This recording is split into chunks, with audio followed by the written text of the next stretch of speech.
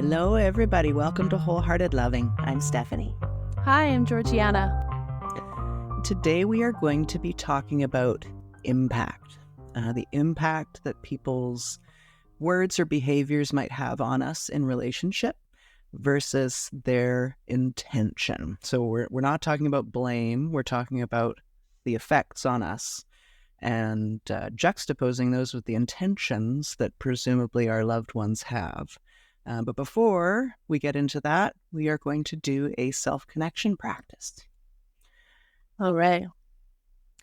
I had momentarily thought we would cluck like chickens, like the chicken dance. But another one came to mind. So maybe we'll save the chicken dance for another day. This one is one of my favorites. If you are standing or able to stand, I would suggest do that. I'm going to sit just so I can be closer to the microphone and you can hear me. So feeling your feet on the ground. If you are sitting, you could feel your butt on the chair. And I'm looking out the window, wondering if it fits for today. Do you see clouds out your window, Stephanie? Nope. Trees. No. Wall of trees. Yeah, it's not a really cloud. We don't have those white puffy clouds today, but I want you to imagine that there are some big white fluffy clouds. You know, when you go in an airplane and you get to fly above the clouds and they look so luscious and white. Imagine those. So we're going to feel our anchor spot. And then you're going to raise your arms up high and look up. And imagine you're looking up at the clouds and you get to toss the clouds from side to side. So you're just using your arms to toss the clouds from side to side. And just notice how that feels. And you might toss them slowly. You might toss them quickly. But just letting your arms gently toss the clouds from side to side. And if you want, you could also pair your breath with that. So perhaps I'm tossing from left to right. So as I toss to the left, I'm breathing in. I toss to the right, I'm breathing out. You let yourself toss the clouds in whatever way feels good. If you're stirring the clouds, you could stir the clouds too. Whatever you like.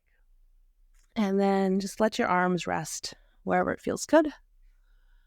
Like Stephanie, I'm watching you. It looks like you're catching the cloud. I was, volleyball serving clouds. It's playing catch with whatever's cosmically up there. Beautiful. Yeah. What an incredible way to bring us out of ourselves and into the grander scheme of things. That felt really spiritually connective for me. Nice. For me, it connects me to a playfulness, a lightness, right? A sense of being a carefree child, right? Mm-hmm. Whether you had the experience as a carefree child or you didn't get to have the experience of a carefree child, and now you bring those kinds of moments into your day so that your nervous system gets to experience, what would that be like to have carefree moments? Simple moments. Yeah.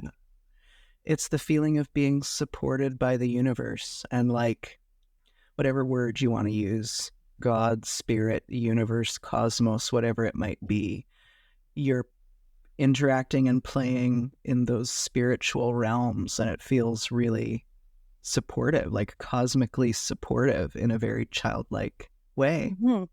I use this one when I feel sort of rigid in my day and maybe stuck, or my head is really focused on something, because I find that this movement of tossing clouds and the vision of tossing clouds, it always brings a flow into the body, right? It's hard to toss clouds being really rigid. At least that's my experience. And so we're changing the body's posture and positioning to help us shift into a different nervous system state. Wow. Yeah. It's also super empowering. This feels very much like one of the practices we might do in the mystery school I belong to. It's putting yourself at a cosmic level. So you're talking physically about bringing this playfulness into your physical body. And what's happening in the spiritual or the etheric body is this grand connection with your own power and like Yeah. how simple that is. That's really sweet exercise. I like that. Thank you.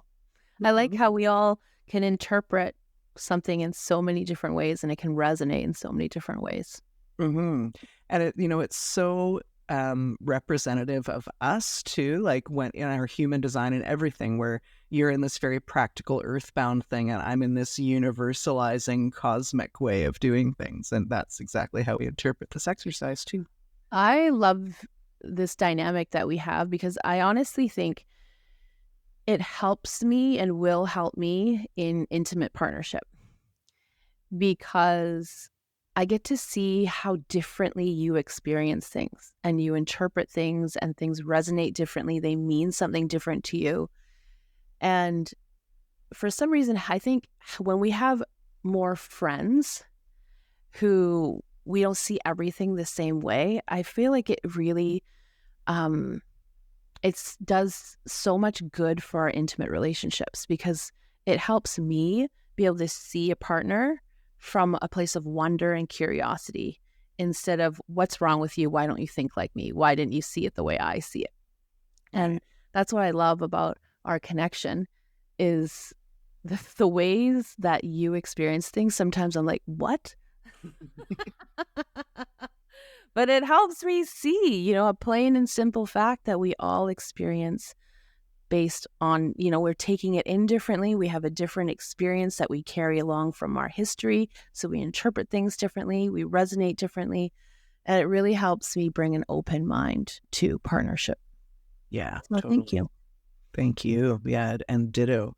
That made me think that as a kid who didn't have a big friend group, I got that perspective from fictional novels.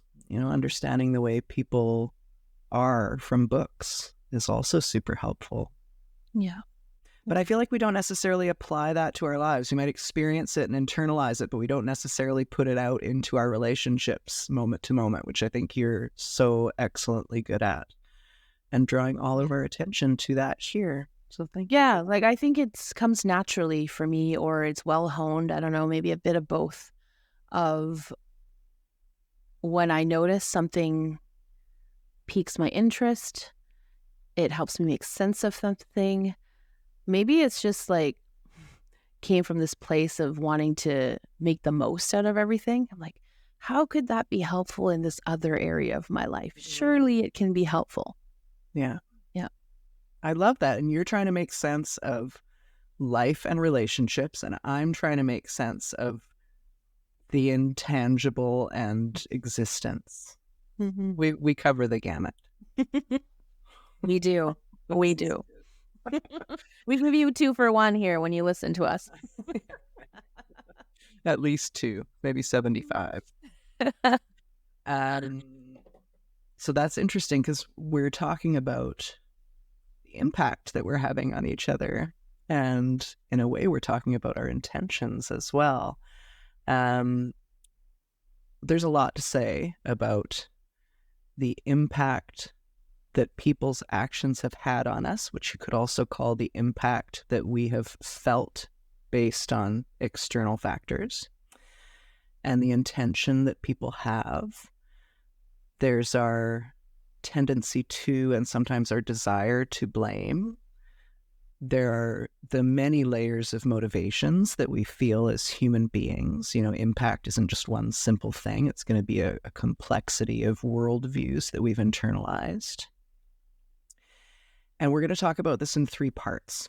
So the theory is 3 parts. We're going to see where it goes. So the theory is 3 parts, short parts. We'll see how that goes. That's the intention. We'll see what happens. Yeah. What will the impact be? So talking about the concepts generally, I think we've got a lot to say about that. But then we're going to talk in subsequent episodes about parental guilt. And I think the flip side of parental guilt will be blaming our parents. We have to take responsibility on all sides of this. And responsibility doesn't mean accepting behaviors that feel painful to us, but it's acknowledging what the impact has been and what the intention might have been, and how we got to now, whatever now is. in the context of parent-child relationship or caregiver-child relationship. And then we're also going to talk about impact versus intention with other loved ones who are not in a parental role. So friends, lovers, acquaintances. And I think specifically we're going to be framing this in the context of abandonment wounds, which are deliciously pervasive for all of us and really skew impact on and how we're perceiving messaging or behaviors from our loved ones. Yeah, I'm excited. It's juicy. Yeah, juicy. Okay. So impact and intention. We came up with a couple of examples, and I came up with more since then. Do you want to lead us off with your example? With impact and intention. Okay.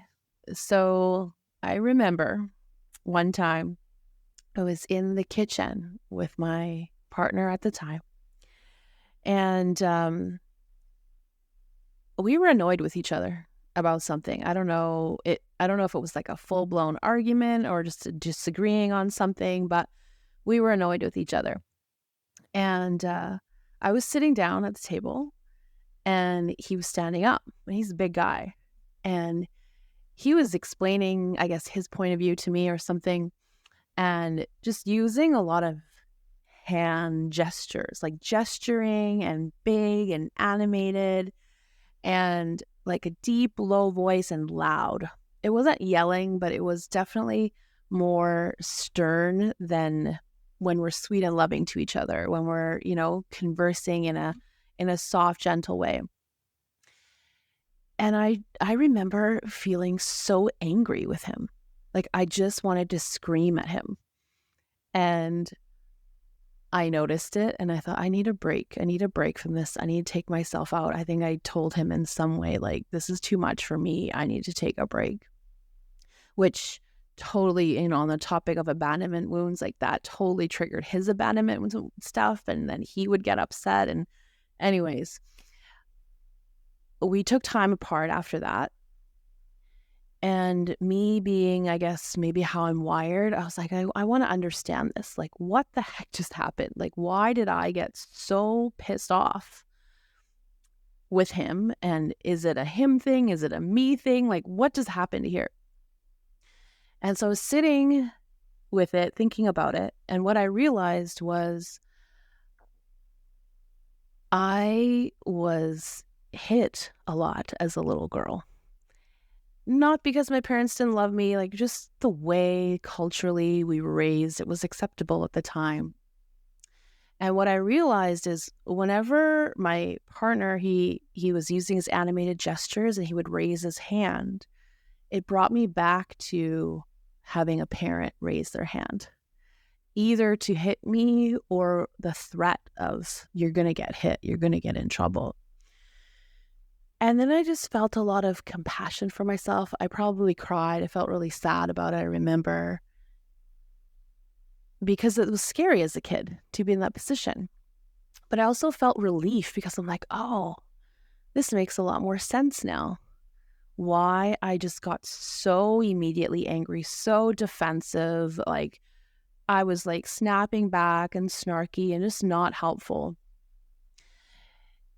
And it was because it reminded me of being little and powerless and scared and terrified and shameful of I did something wrong, and then fearful of now something's going to happen and I'm going to feel a lot of pain emotionally and physically.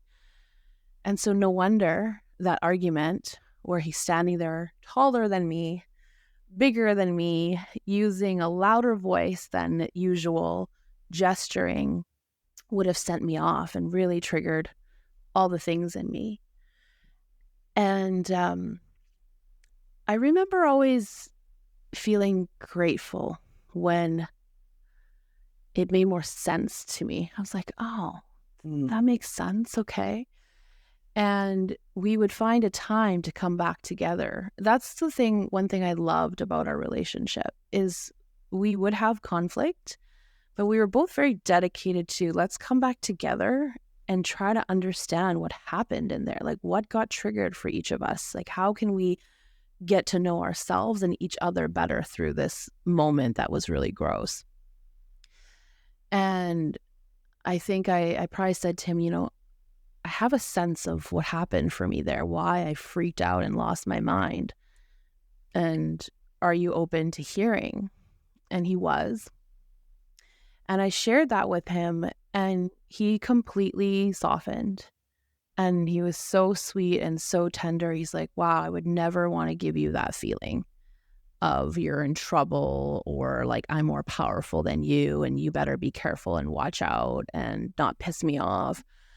And I can see now, even though it wasn't my intention to have you feel all those things, I can see now how me just being myself and feeling a bit angry and heated and wanting you to understand my perspective led to you having that experience given your past. And so that felt, of course, really good to hear, you know, that I'm like, oh, this person can see it. They can, like, I'm not nuts for having this reaction. And so I had asked him, and, you know, would you be willing, like in the future, if you remember, maybe like when we're not in agreement and we need to talk about something, like, can we just sit at the same height? And this sounds a bit ridiculous, but I think it really, my nervous system, my body really needed that to rewire that when there's some conflict or some tension, I'm on even playing field with someone. I'm not like this tiny person about to get in trouble and potentially get hurt. I said, could you, if it feels good, like just put a gentle like hand on my knee or my lap or something. I just feel connected to you in a very different way than what was happening with my parents when I was getting in trouble. And I said, like, the tone of voice, I'm so sensitive to tone of voice because I was yelled at so much, or I heard a lot of yelling also growing up. And can you be more mindful of that? And these were just my wishes. I didn't know if he was willing to, or thought they were nuts, or whether he was able to or would be able to in those moments. Because, of course, when you're calm and talking about it, regulated and talking about it, it's very different than the heat of the moment when all of our stuff gets triggered up. And he was like, yeah, like, I'll take that into consideration. And, you know, he was also really great because he said, I can't guarantee because I'm just a big dude. I have a loud voice. You know, I'm animated in how I talk. I might be like really dysregulated too. Like, I can't guarantee I can do all of those things, but I definitely want to give it a try and take it into consideration. And just having that conversation, even if he couldn't do it, that just felt so loving and kind to me. It's all your feelings being held, you know, all of that past feeling that was not addressed gets held in the present moment. Exactly. And it's almost like being able to have a conversation about what happened in childhood, like in present day now, and somebody gets it, right? Imagine if I could have said that to my parents of, this terrifies me when you stand up and use your loud voice and wave your arms around. Yeah. And for them to say, wow, like, we don't want to have that impact on you.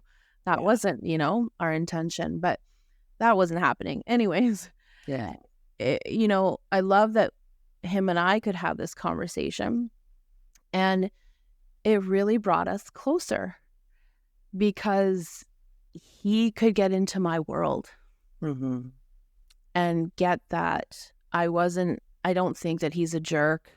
It was just in that moment, it brought everything back, and I got defensive and protective.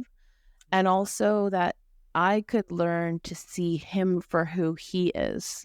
Someone who loves and cares about me, has never hurt me, would never hurt me, has not given me any evidence that I would be hurt. But all those combination of factors remind me of being a kid in that position.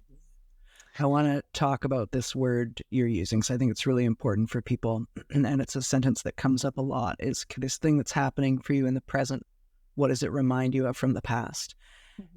And that makes people think they need to be conscious of everything in their past and what it's reminding them of. And what you're describing is actually noticing a body sense and taking time to try to figure it out. So Yeah. you were reminded, your body remembered, Yeah, like it wasn't up. this clear visual image of all of a sudden I'm 5 and about to be hit with the bamboo duster. It was like my body feels so ick right now. I just want to yell and scream. Yeah. And I We get decided so wrapped to up get in curious. that. What's that? We get so wrapped up in that, though, the needing to know what's going on or to identify it or to assert boundaries. And what I just want everyone to recognize is that anytime you're feeling anything other than love and trust, something is being stirred up. That's an opportunity to pause. Yeah. And like in this case, I also knew I wasn't actually in danger and threat. Like I could see if I was in danger, if I really thought that, I would have ran out of the house. But I wasn't in that kind of danger. But my body was like, something doesn't feel good. And I was like immediately in protective mode. And my protective mode is often also like get loud and then withdraw. Right? I remember at that time of my life, I began to use the withdraw more intentionally. Of like, let's withdraw because I don't want to escalate this more. And let's find ways to help myself like regulate. And then let's see if I can bring some curiosity to what the heck just happened. Right. And I want to remind you, listening to us, in this case, I could pair it with, oh, I was hit as a child and it reminded me of being in that kind of situation. We're not always going to know. Like, it's not going to be that obvious all the time. And it doesn't need to be.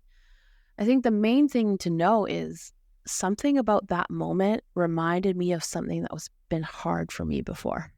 And it put me immediately into protective mode. Yeah. And that's where things were coming from. Yeah. Right. And we get into that mode quickly, and it doesn't need to have been a legitimately traumatizing event like being hit all the time. Just the fact of being small and seeing people towering above us will cause the impact of the feeling of powerlessness and fear that we carry with us into adulthood, and we make it, more socially acceptable, more forceful, less childlike. That's what we're working with. Yeah, it was really, I felt like it was really significant in my growth and my self-connection, understanding myself, because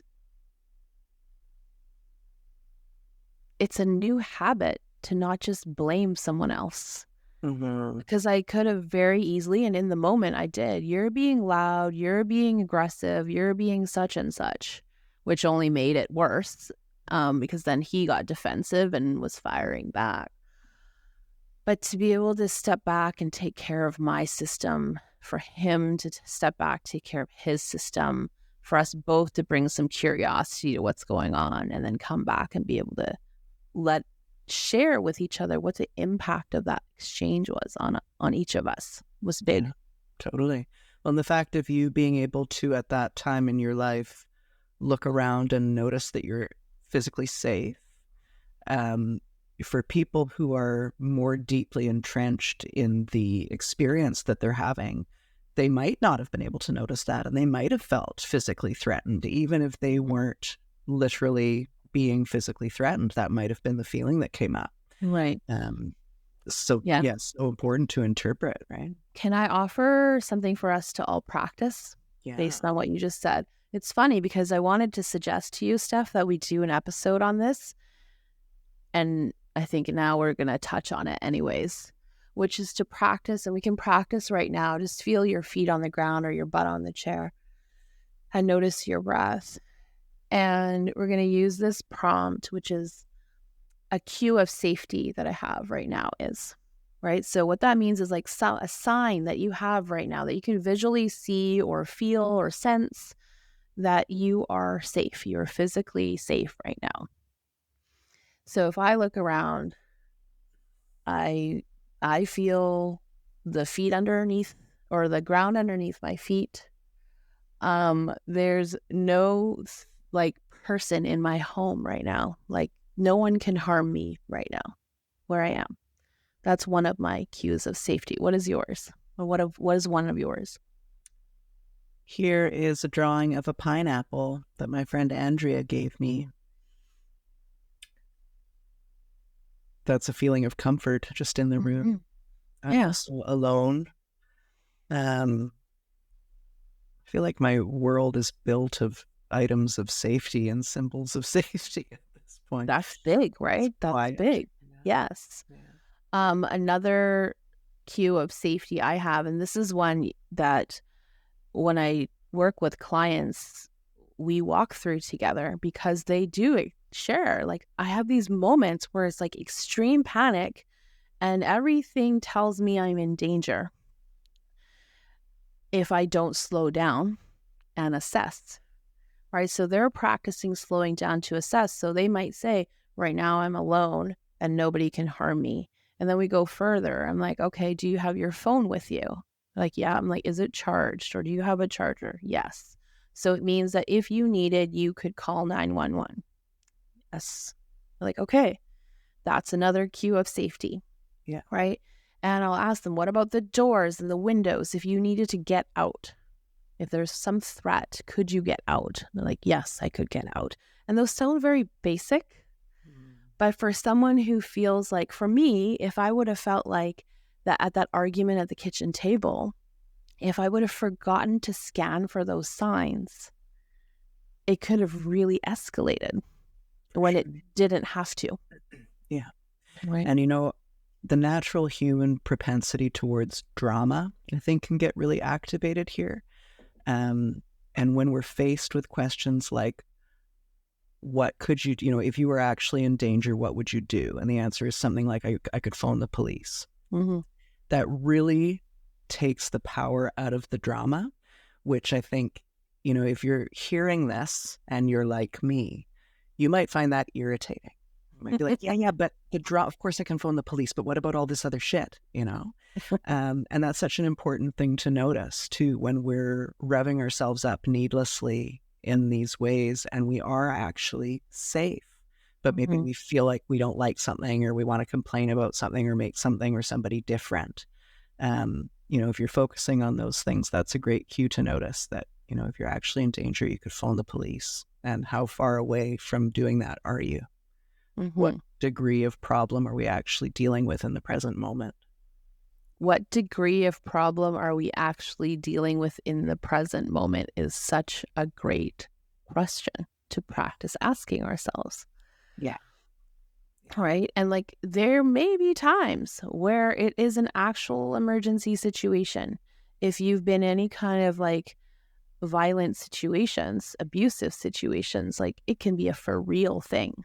Right. However, for most people, in most cases, when we're pissed at someone or there's conflict or tension, we have a lot of evidence that this person sitting across from me is not going to harm me. Right? And so it's not that kind of life and death danger. It might be like an emotional pain. It might be, we don't agree right now. It might be, I'm afraid that person might leave me. But it's not one that, where we have to, label it as extreme danger and then follow through with all those protective mechanisms in that same way. Right. And, I think we do a lot of that when our feelings haven't been addressed in life.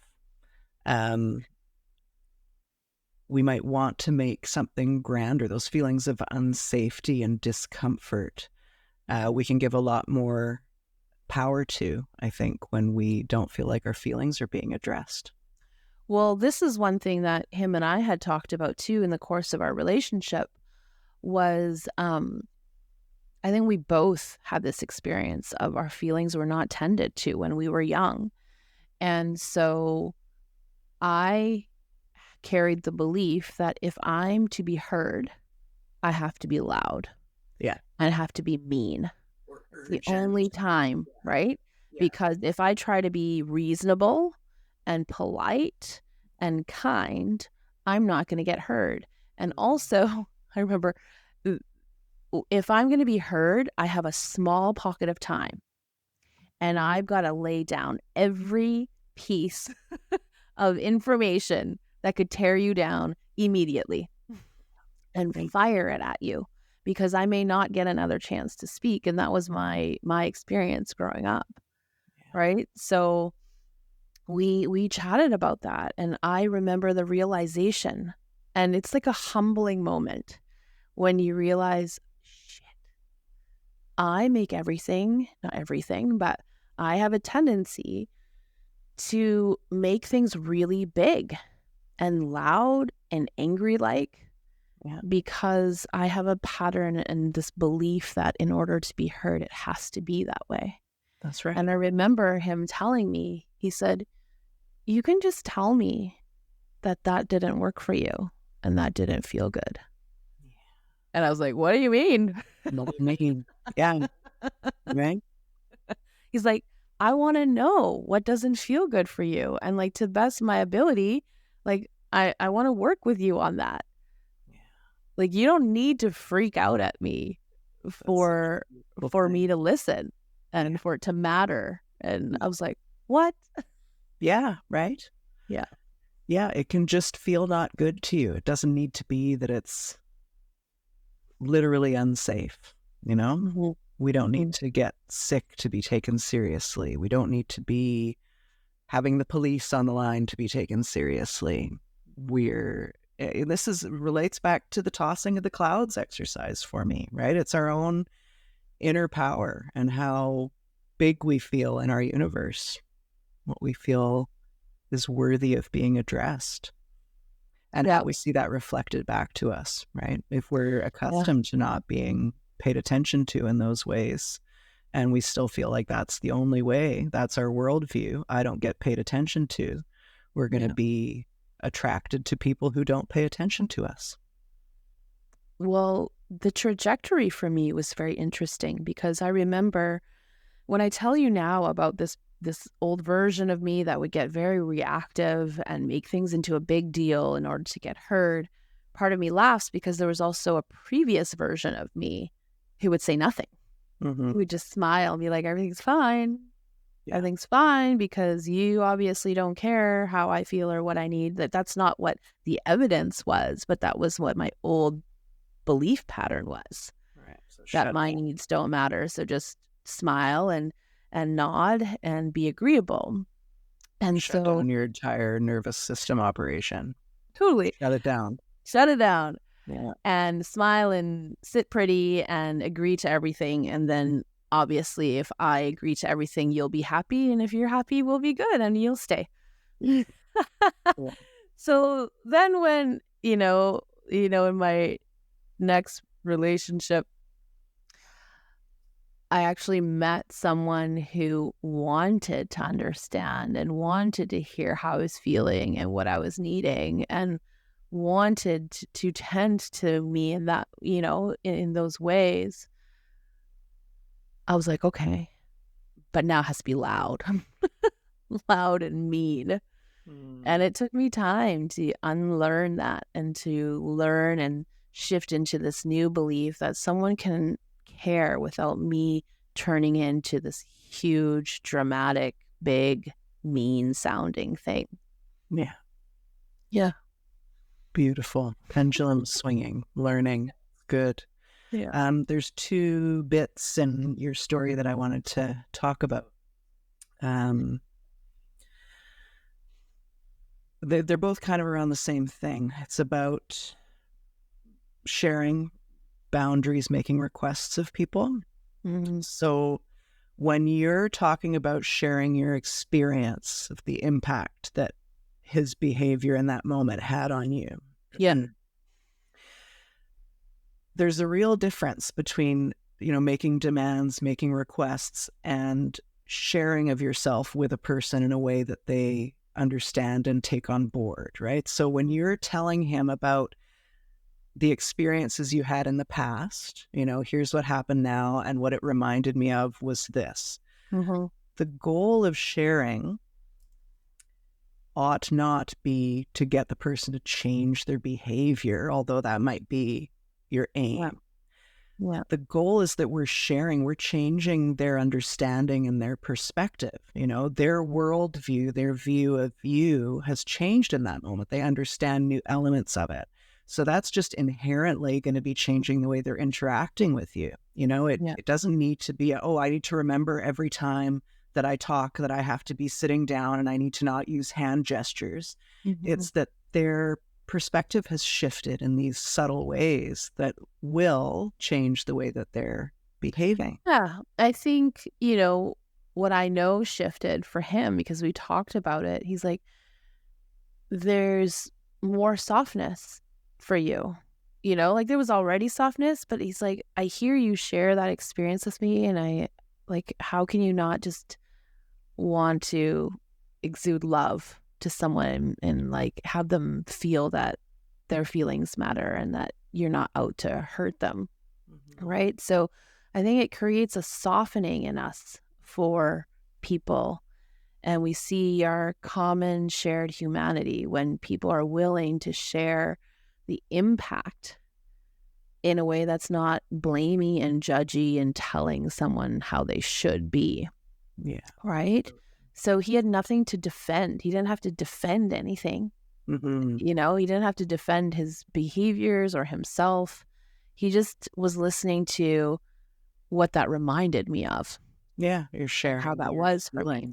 And experiences. Yeah. And, yes, I can ask him, and I did ask him, like, can you consider these things? Like, I'm working through, like, trusting that when I'm in the room with someone, especially a man, that I'm safe, right? And especially when he's upset, that I'm still safe and he's allowed to be upset. While I'm still working through that, can you keep these things in mind, right? Yeah, great.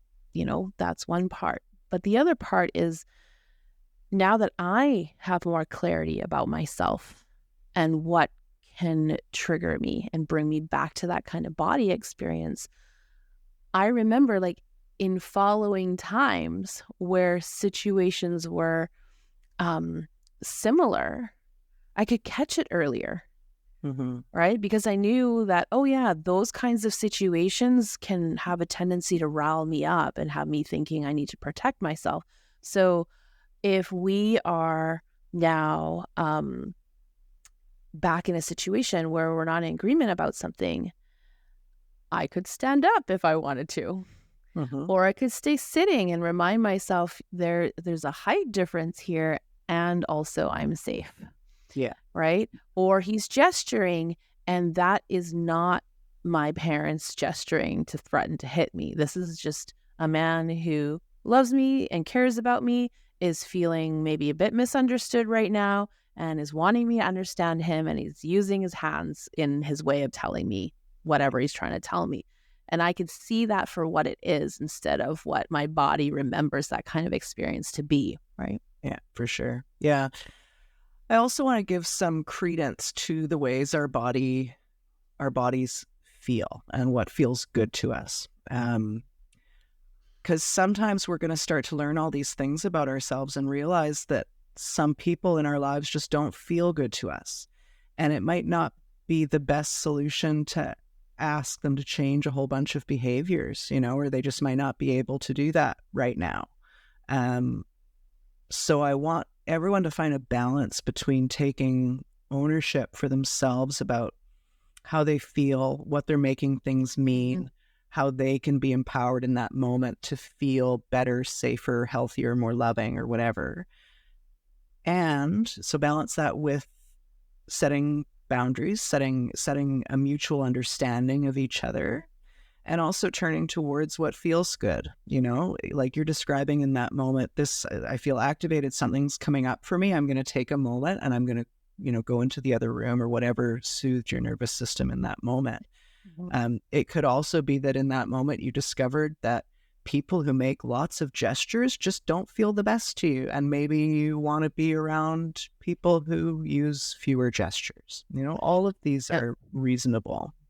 It's good information. Right. And I definitely started making my choices about places I would want to be and people I want to be around and who I want to develop closer friendships with based on their energy and how it interacts with my energy. And it's nothing about the person in that they're not worthy of friendship or they're a bad person. It's not like that. It's just my energy when I'm around your energy, it isn't a nice feeling for me.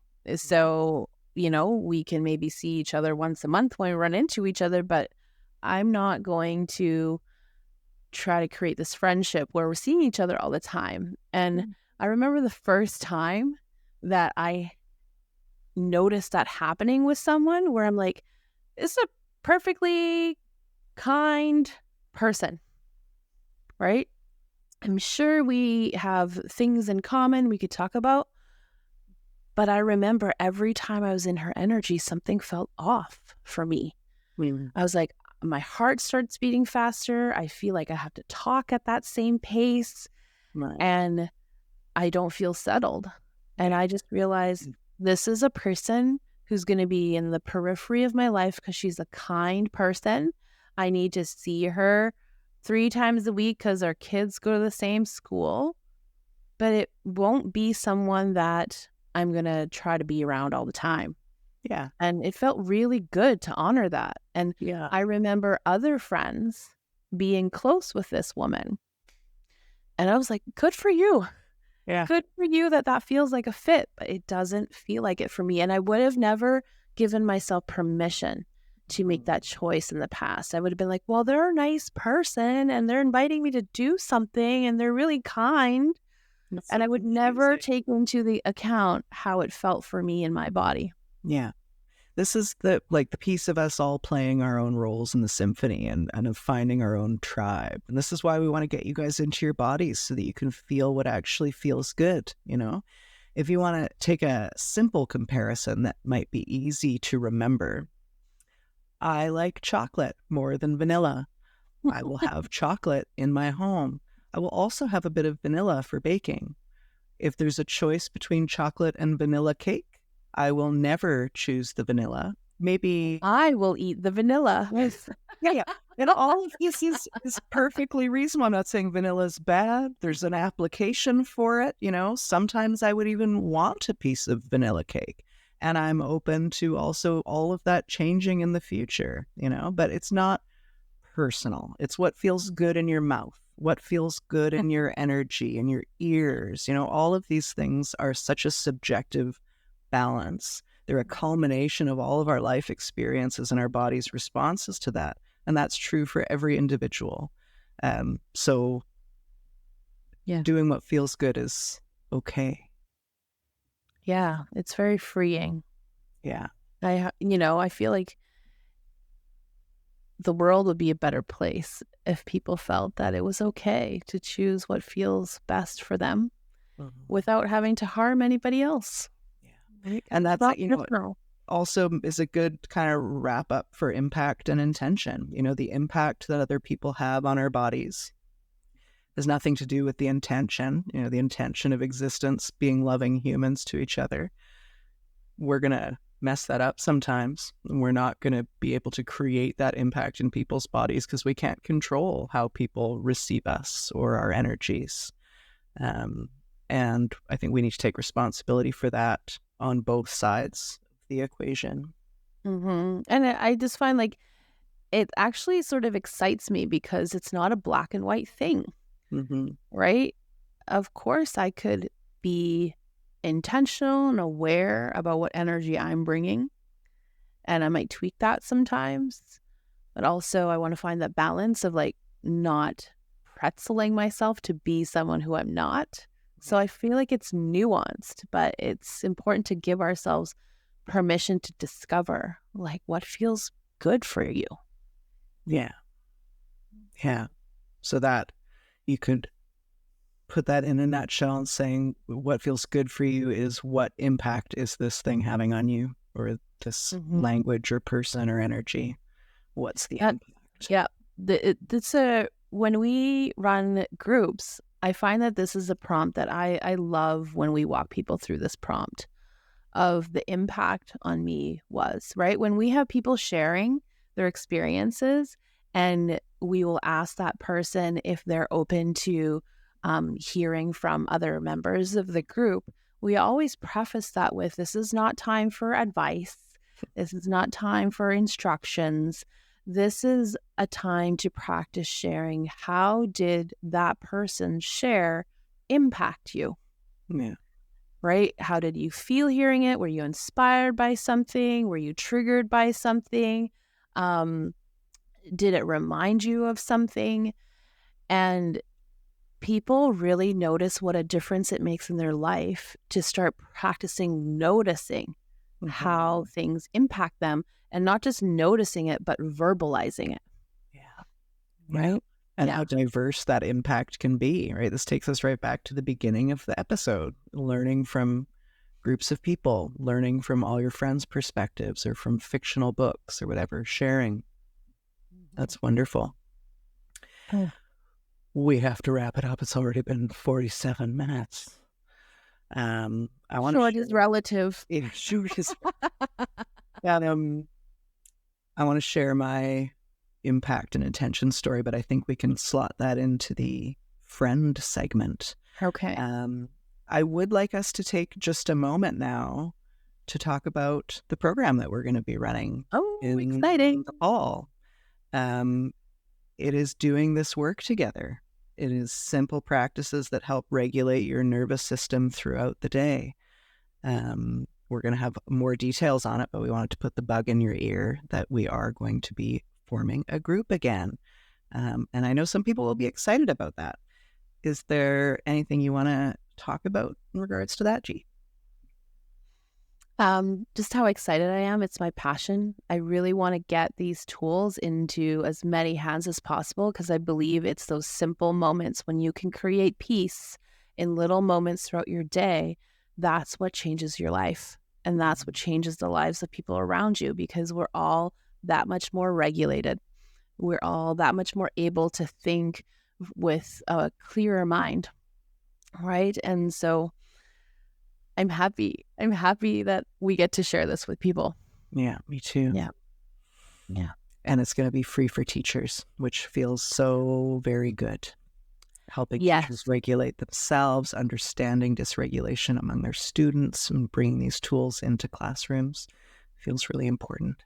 That felt so right. The other day when I was reading, Stephanie's been doing all this behind the scenes work on putting words to what we want to put out into the world.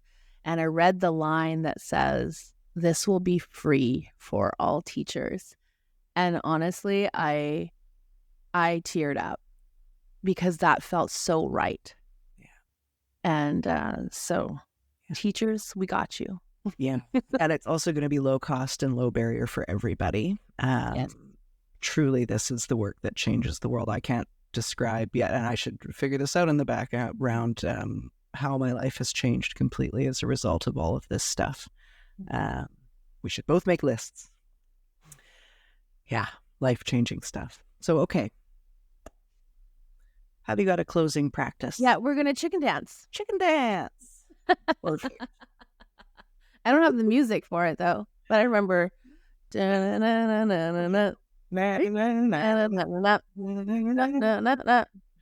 Oh, and then you have to twist. Oh, you twist?